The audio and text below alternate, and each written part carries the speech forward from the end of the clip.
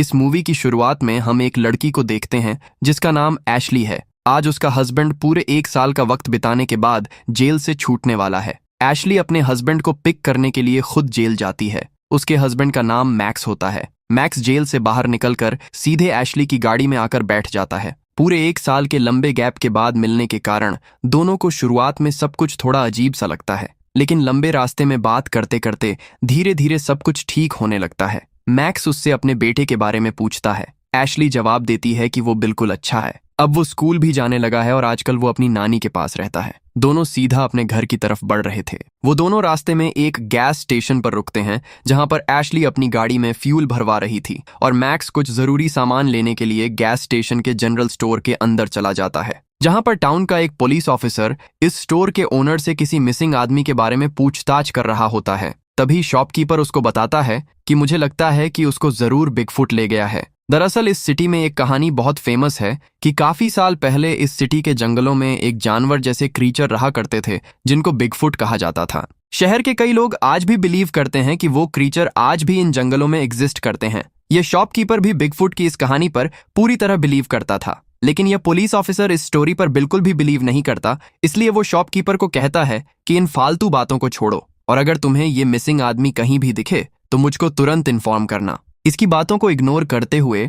Officer सिर्फ उस आदमी की पिक्चर को एक नोटिस बोर्ड पर लगा देता है जहां ऑलरेडी कई सारे मिसिंग लोगों की पिक्चर लगी हुई थी। मैक्स तो अपनी शॉपिंग में मस्त था और शॉपिंग पूरी करने के बाद जब वो एशली के पास वापस जाने लगता है तो वो देखता है कि शॉप के बाहर शिकार करने वाले कुछ हंटर्स खड़े हैं जो एशली को बहुत बुरी नजर से देख रहे हैं। इन हंटर्स का एक पूरा ग्रुप होता है और ये हंटर्स मैक्स को क्रिमिनल कहकर चिढ़ाते हैं, लेकिन दोनों उनकी बातों को पूरी तरह इग्नोर करके वहां से चले जाते हैं। रास्ते में मैक्स गाड़ी के अंदर बियर पीने लगता है और एशली उसे ड्रिंक करने से रोकती है क्योंकि उसको मैक्स का स्मोकिंग और ड्रिंक करना बिल्कुल भी पसंद नहीं था। वो गुस्से में उससे कहती है कि अभी तुम्हें जेल से निकले थोड़ी देर ही हुई है और तुम फिर से ड्रिंक करने लग गए। फिर दोनों में बहुत तेज बहस हो जाती है क्योंकि इसी नशे की वजह से ही मैक्स जेल गया था। वो दोनों बहस करने में इतना बिजी हो जाते हैं कि एशली को अपनी गाड़ी के सामने अचानक आया हुआ एक आदमी दिखाई ही नहीं देता और वो उसको अपनी गाड़ी से बहुत जोर से हिट कर देती है। दोनों घबराकर उस आदमी को चेक करने के लिए अपनी गाड़ी से बाहर आते हैं।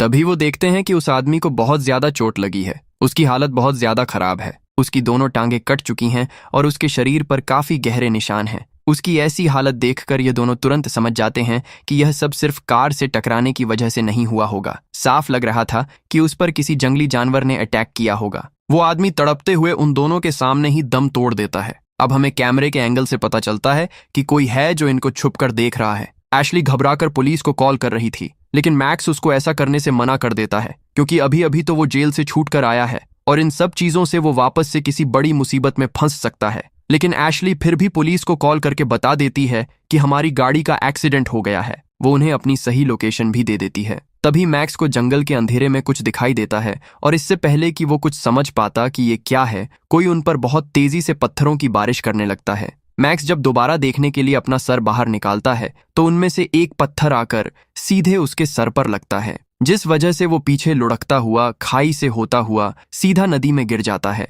एशली चीखते हुए उसको बचाने जाती है, जहां पर वो देखती है कि मैक्स पानी में बेहोश हो चुका है। इसलिए वो बिना सोचे नदी में कूदकर उसको पकड़ लेती है। पानी की लहरें तेज होने के कारण दोनों नदी के बहाव में आगे जाने लगते हैं और जब पानी की लहरें थोड़ी कम होती हैं तो दोनों किनारे पर आ जाते हैं, लेकिन मैक्स अभी भी बेहोश था। एशली उसको मेडिकल प्रोसीजर देकर होश में लाती है। पानी बहुत ठंडा था, इसलिए अब दोनों को बहुत तेज सर्दी लगने लगती है। दूसरी ओर हम देखते हैं कि एक क्रीचर उनकी गाड़ी को धकेल कर नदी में फेंक देता है और यह क्रीचर उस आदमी को अपने साथ ले जाता है जिसका एक्सीडेंट हुआ था। इधर मैक्स को अभी भी ठंड लग रही थी, इसलिए एशली उसको नदी से थोड़ा दूर सुरक्षित जगह लाकर अपने लाइटर से आग जलाती है और अपने गीले कपड़ों को सुखाने के लिए झाड़ियों पर फैला देती है। जिसके बाद अब हम एक पुलिस शेरिफ को देखते हैं जो पुलिस स्टेशन जा रहा था। रास्ते में उससे एक औरत अपने मिसिंग हस्बैंड के बारे में पूछती है, लेकिन उसके पास कोई जवाब नहीं होता है। इसीलिए वो उस औरत को तसल्ली देते हुए कहता है कि आप बिल्कुल रिलैक्स रहें, हम आपके पति को जल्द ही ढूंढ लेंगे। अब स्टेशन के अंदर आने पर शेरिफ अपने डेप्यूटी से पूछता है कि क्या आप बिगफुट की कहानी पर यकीन करते हैं। डेप्यूटी कहता है कि मैं ऐसी बातों पर यकीन नहीं करता, लेकिन हम उसकी कहानी को नजरअंदाज भी नहीं कर सकते। तभी एक लेडी ऑफिसर आती है और शेरिफ को बताती है कि अभी मुझे एक लड़की का कॉल आया था जो बता रही थी कि उनका एक्सीडेंट हो गया है। इतना सुनते ही शेरिफ तुरंत उस लोकेशन पर पहुंच जाता है, लेकिन उसे वहां पर ना कोई कार दिखाई देती है और ना ही कोई बॉडी। आसपास देखने पर कार के कुछ टूटे हुए हिस्से मिल जाते हैं, जिसके बाद वो डेप्यूटी को वहां कार निकालने के लिए बुलाता है। यूमा उसको झाड़ियों से छुपकर देख रहा होता है। डेप्यूटी वहां आकर क्रेन से कार को निकाल लेता है, जिसके अंदर उन्हें एशली और मैक्स की पिक्चर मिलती है। उधर जंगल में एशली और मैक्स दोनों प्रॉमिस करते हैं कि फ्यूचर में अब वो कभी भी नहीं लड़ेंगे और एक दूसरे के साथ प्यार से रहेंगे। अगली सुबह एशली को अचानक वो आदमी नजर आता है जिसका एक्सीडेंट हुआ था, लेकिन आंख खुलने पर पता चलता है कि यह सिर्फ उसका एक सपना था। तभी वो देखती है कि जहां पर उन्होंने रात को अपने कपड़े सुखाए थे वहां पर अब सिर्फ मैक्स के कपड़े थे और एशली के कपड़े वहां से गायब थे। इसीलिए मैक्स उसको अपनी शर्ट दे देता है और दोनों मदद की तलाश में नदी के किनारे आगे बढ़ने लगते हैं। लेकिन नदी के खत्म होने पर उन्हें जंगल से गुजरना पड़ता है। जंगल में काफी देर तक चलने पर उनको महसूस होता है कि शायद कोई बहुत खामोशी से उनका पीछा कर रहा है। वो पीछा करने वाला उमा होता है। उमा के अंदर एक एबिलिटी होती है कि वो खुद को जंगलों में पूरी तरह से हाइड कर सकता है। वो इस तरह जंगल में छुपता था कि वो पेड़ के तने से बिल्कुल मर्ज हो जाता था, जिससे किसी का ध्यान उस पर नहीं पड़ता था। यहाँ प्रूफ हो जाता है कि बिगफुट एक अक्लमंद शिकारी है। थोड़ा आगे जाने पर इन्हें गोली चलने की आवाज सुनाई देती है। फिर इनको पता चलता है कि ये वही हंटर्स हैं जो इनको गैस स्टेशन पर मिले थे। ये दोनों उनसे मिलना तो नहीं चाहते थे, लेकिन ये दोनों मजबूर थे, क्योंकि जंगल में भटकने से बेहतर है मदद मांगना। इसीलिए एशली को वहां पर छुपाकर मैक्स अकेले उनसे मदद मांगने जाता है। वो मैक्स को देखकर उस पर हंसने लगते हैं। मैक्स उनसे कहता है कि प्लीज मुझे एक फोन कॉल करने दीजिए ताकि मैं मदद बुला सकूं। तभी उनका लीडर, जिसका नाम बीडी था, वो कहता है कि जंगल में नेटवर्क नहीं होता, इसलिए हम फोन का इस्तेमाल नहीं करते, लेकिन हमारे पास रेडियो है, मगर ये तुम्हारे लिए बिल्कुल नहीं है। मैक्स कहता है कि एटलीस्ट मुझको मेन रोड तक जाने का रास्ता बता दो, लेकिन वो साफ मना कर देते हैं। उधर एशली के साथ उमा भी ये सब देख रहा था। उमा चुपके से एशली का बाल काट कर ले जाता है। एशली को भी एहसास हो जाता है कि किसी ने उसके बाल काटे हैं, इसलिए वो डर कर भागते हुए मैक्स के पास आ जाती है। अब एशली को ऐसी हालत में देखकर वो अचानक उनकी हेल्प करने लगते हैं। बेडी, एशली और मैक्स दोनों को कपड़े देता है, जिसके बाद वो सभी यहाँ से आगे जाने लगते हैं। उधर शेरिफ को पता चल जाता है कि इस कार को धकेल कर नीचे फेंका गया है और उसके ऊपर पंजों के बड़े बड़े निशान हैं। अब तो शेरिफ को भी डाउट हो रहा था। डेप्यूटी भी उसको एक मिस्टीरियस औरत के बारे में बताता है जो कई सालों से जिंदा है और वो इंसान नहीं है। उधर रास्ते में बीडी फिर से उन लोगों का मजाक बनाने लगता है और एशली के बारे में उल्टे सीधे कमेंट करने लगता है। अपनी बीवी के बारे में ऐसा सुनकर मैक्स को उस पर बहुत तेज गुस्सा आता है, लेकिन बेडी के पास बहुत ज्यादा आदमी थे, इसलिए मैक्स मजबूरी में उनको कुछ भी नहीं कहता। फिर इस ग्रुप के दो लोग अलग हो जाते हैं और उनमें से एक को पेड़ के पास कुछ अजीब परछाई दिखाई देती है, जो असल में यूमा था, क्योंकि उसके पास छिपने की एबिलिटी थी। तभी एक तीर आकर सीधे उसके गले के आर पार हो जाता है और वो वहीं मारा जाता है। उसके दूसरे साथी को भी गले में तीर लगता है, जिससे वो मदद के लिए चिल्ला भी नहीं सकता। ये तीर उमा ने चलाए थे और अब आप देख सकते हैं कि उमा का निशाना कितना अचूक है। उमा उनके पास आकर उनकी आंखें फोड़ देता है और उनके सर को बुरी तरह से कुचल देता है। अब उनकी आवाज सुनकर उनका तीसरा साथी उनको बुलाने के लिए वहां पर आता है। तभी उसको कुछ अजीब सी आवाजें सुनाई देती हैं, इसलिए वो डरकर भागता है, लेकिन पैर फिसलने से वो वहीं पर गिर जाता है और उसके हाथ की हड्डी टूट जाती है। तभी वहां पर उमा आ जाता है, जो कुल्हाड़ी से एक ही झटके में उसके सर को धड़ से अलग कर देता है। इधर सभी लोग एशली और मैक्स को परेशान कर रहे थे। तभी अचानक तीर आकर एक आदमी के आर पार निकल जाता है। इतने में एक आदमी बिगफुट को देखते ही उस पर फायरिंग शुरू कर देता है, लेकिन गोली बिगफुट की जगह उसी के एक आदमी को लग जाती है और इस सीन में कुछ गोलियां मैक्स को भी लग जाती हैं, जिससे वो बेहोश होकर वहीं नीचे गिर जाता है। जबकि जो आदमी बिगफुट पर गोलियां चला रहा था, उसे बिगफुट बड़ी ही चालाकी से दबोचकर गला काटकर मार देता है और अब बिगफुट एशली को मारने उसकी तरफ बढ़ता है, लेकिन एशली उससे बचकर कहीं छिप जाती है जहां ऑलरेडी एक आदमी छिपा हुआ था। उनको लग रहा था कि अब वो दोनों सेफ हैं, लेकिन तभी बिगफुट उस आदमी को भी मार देता है। एशली उससे बचकर भागती है, लेकिन उमा यानी कि बिगफुट उसको पकड़ लेता है। उमा उसको वहां पर लेकर जाता है जहां पर उसने बाकी सबको मारा था। उसे वहां पर वही आदमी मिलता है जिसका यूमा ने जबड़ा फाड़ा था। अब वो नहीं बचने वाला था, क्योंकि यूमा अपने पैर से उसके सर को एक बार में क्रश कर देता है, जिसके बाद यूमा वापस मुड़कर मैक्स को मारने के लिए आगे बढ़ता है, लेकिन तभी बीडी उस पर पीछे से गोली चला देता है, जिससे यूमा के कंधे पर गोली लगने से वो घायल हो जाता है। उमा पलटकर बीडी को बेहोश कर देता है और वो एशली के साथ उसे भी अपने साथ ले जाता है। उधर शेरिफ डेप्यूटी के साथ एक जगह पर आता है क्योंकि वहां पर एक औरत को कैंसर था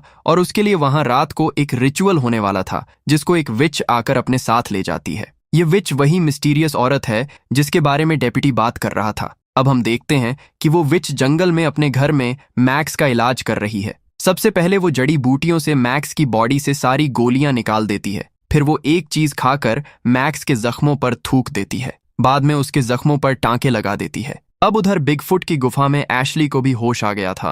वो खुद को ऊमा के ठिकाने पर बंधा हुआ पाती है। उसके ठिकाने पर कंकालों का बहुत बड़ा ढेर लगा हुआ था, जिसके बाद वो देखती है कि ऊमा एशली के सामने ही बीडी को जिंदा फाड़कर उसके बॉडी पार्ट्स निकाल रहा था और अब वो एशली के साथ भी जबरदस्ती करने लगा था। उधर अब हम एक बार फिर से उस रिचुअल वाले सीन को देखते हैं जहां पर सभी के साथ शेरिफ को भी मजबूरी में उनकी ड्रिंक पीनी पड़ती है, जिससे उसकी तबीयत खराब होने लगती है। उसे भयानक विजन आने लगते हैं। उसे डेप्यूटी की शक्ल कभी डरावनी लगती है तो कभी सही लगती है। शेरिफ को ट्रेडिशनल आउटफिट पहनकर डांस करने वाले लोगों में बिगफुट की शक्ल दिखाई देने लगती है और अब वो देखता है कि जो आदमी रिचुअल कर रहा था वो औरत का पेट फाड़कर उसका कैंसर बिल्कुल ठीक कर देता है, जिसमें उस औरत को थोड़ा सा भी दर्द नहीं होता। शेरिफ को यह सब देखकर बहुत पसीने आने लगते हैं, इसीलिए वो घबराकर टेंट से बाहर आ जाता है। अगले दिन सुबह जब मैक्स को होश आता है तो वो अपने पास शेरिफ को देखता है। मैक्स तुरंत उससे एशली के बारे में पूछता है। उधर शेरिफ भी पहले बिगफुट की कहानी पर विश्वास नहीं करता था,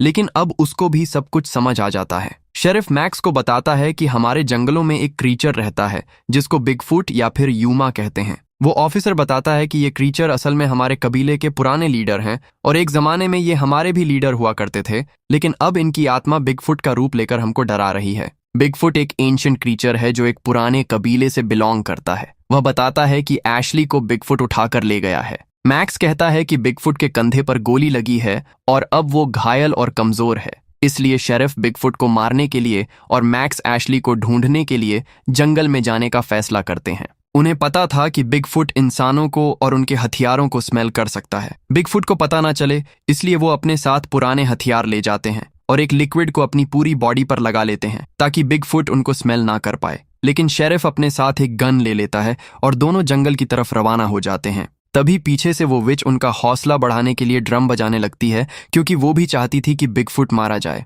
उधर बिगफुट जबरदस्ती एशली को इंसानों का मांस खिलाता है और इन्हीं सब के बीच में एशली के मुंह में एक छोटी सी हड्डी आ जाती है। वो उस हड्डी को पत्थर पर रगड़कर नुकीला कर लेती है और जब बिगफुट उसके पास आता है तो वो इस हड्डी से उस पर अटैक कर देती है, लेकिन उस हड्डी से कुछ ज्यादा फर्क नहीं पड़ता। तभी बिगफुट को उस ड्रम की तेज आवाज सुनाई देती है जिसको विच बजा रही थी और उसको पता चल जाता है कि कोई उससे लड़ने के लिए आ रहा है, जिसके बाद बिगफुट एक ट्रैप लेकर वहां से निकल जाता है। उसके जाते ही एशली भी अपनी रस्सी को काटकर फ्री हो जाती है और वहां पड़ी गन को लेकर निकल जाती है। अब ऑफिसर और मैक्स दोनों अलग अलग होकर बिगफुट को ढूंढने लगते हैं कि तभी शेरिफ को उसके पास किसी की प्रेजेंस का एहसास होता है, इसलिए वो अपनी गन को निकाल लेता है। पुलिस की गन को सुनकर बिगफुट भी शेरिफ के पास पहुंच जाता है और उस पर पीछे से अटैक कर देता है, लेकिन शेरिफ उसको गोली मार देता है जिससे बिगफुट को बहुत गुस्सा आ जाता है और वो गुस्से में शेरिफ का गला काटकर उसको मार डालता है। उधर मैक्स जब तक गोलियों की आवाज सुनकर शेरिफ के पास पहुंचता है तब तक बिगफुट वहां से भाग चुका था।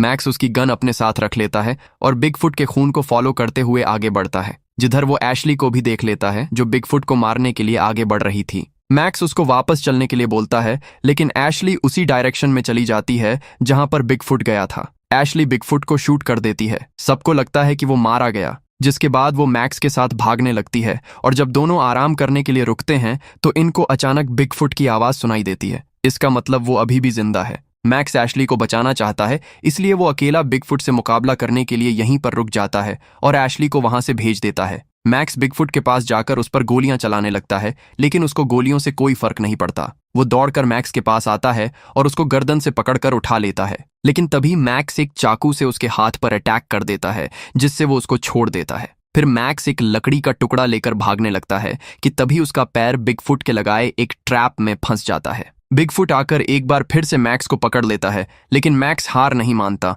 और लकड़ी के टुकड़े से बार बार उसको मारता रहता है, जिससे फाइनली बिगफुट की मौत हो जाती है। लेकिन उसको यकीन नहीं होता कि ये दरिंदा मर गया है, इसलिए वो बड़े पत्थर को लेकर उसके सर को बहुत बुरी तरह से क्रश कर देता है। उधर एशली भी भागते हुए हाईवे तक पहुंच जाती है। जिसके बाद अब हम कैमरे में एक बार फिर से मैक्स को देखते हैं, जिसको बहुत सारे तीर लगे हुए थे और अब वो बस मरने ही वाला था। उसे तीर मारने वाले कोई और नहीं बल्कि बिग फुट के उसी कबीले के बचे हुए सदस्य होते हैं, जिसके साथ ये फिल्म यहीं पर खत्म हो जाती है। तो दोस्तों, आपको ये कहानी कैसी लगी कमेंट में जरूर बताना और चैनल को सब्सक्राइब जरूर करना।